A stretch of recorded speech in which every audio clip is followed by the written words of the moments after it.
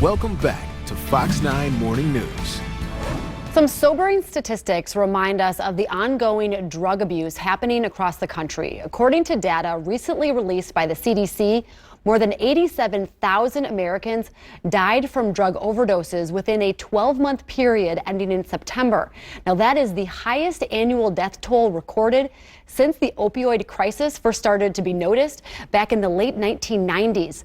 More recently, 75% of people misusing prescription pills admit to getting them from friends or relatives, which is why today, National Drug Take Back Day, is a critical reminder to clean out your medicine cabinets. Joining us this morning to share their perspective on all of this, Rolando Ruiz, a youth prevention advocate with Minnesota Adult and Teen Challenge.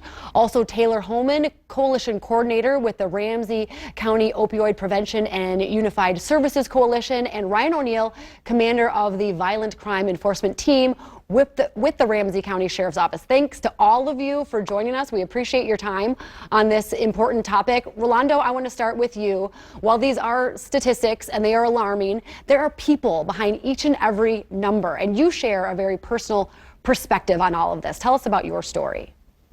Yeah, my name is Rolando. I'm 30. I've had a long run-in with drugs and alcohol and a life of crime.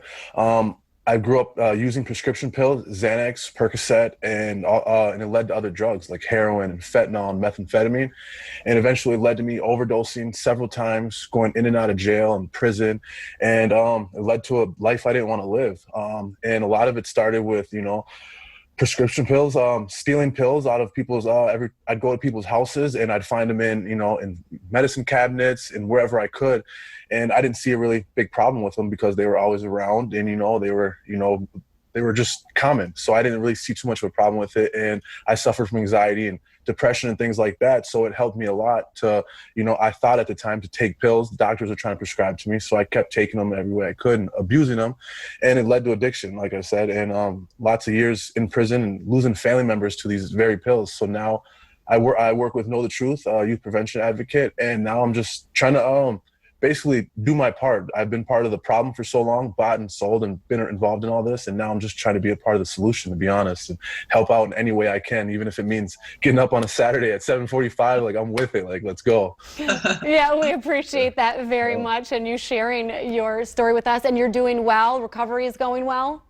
Yeah, absolutely. I'm actually in the process of going back to school, going back to college here in the fall, and about to be trained to be a PRS, peer recovery support specialist, going into schools and not just giving presentations, but starting small groups and whatnot. So things are on the up and up by showing up and doing things like this propels me to do better. Good for you. We appreciate you setting that alarm this morning. Commander O'Neill, National Drug Take Back Day holds collection events each and every year. Tell us why this year, during the pandemic, is so especially important.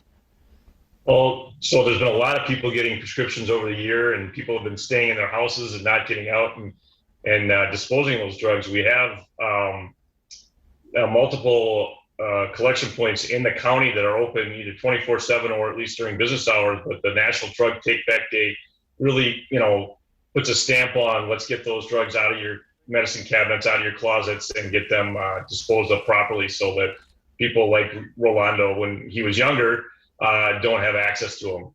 It's really important to get those out of there. It's a staggering amount of people that find their drugs in those medicine cabinets or in those bathroom closets or whatnot, and that's where they get their start. So it's really important to dispose of those properly and get them out of your cabinet once they've expired and you're no longer using them. And Taylor was briefly mentioned there, but there's an event happening today at Faith Lutheran Church, which is offering a drive-up option for people. Tell us about the event. Yeah, so we just wanted to take advantage of this national day to get these harmful substances out of homes and off the street. As a drug-free communities coalition, this is kind of one of the activities that we do to make an impact. As you may have heard, 75% of people who abuse prescription medications get them from friends or relatives. So this is kind of a call to action. Small effort, big impact today. Check out your medicine cabinet. You may not even know what you have, but swing on by. You literally can drive into the lot, hand them off, and then drive out. We're completely COVID friendly. So hope to see you all there today. There you go. All right, Taylor, Rolando, Commander O'Neill, thank you for joining us this morning. Good luck with the event today.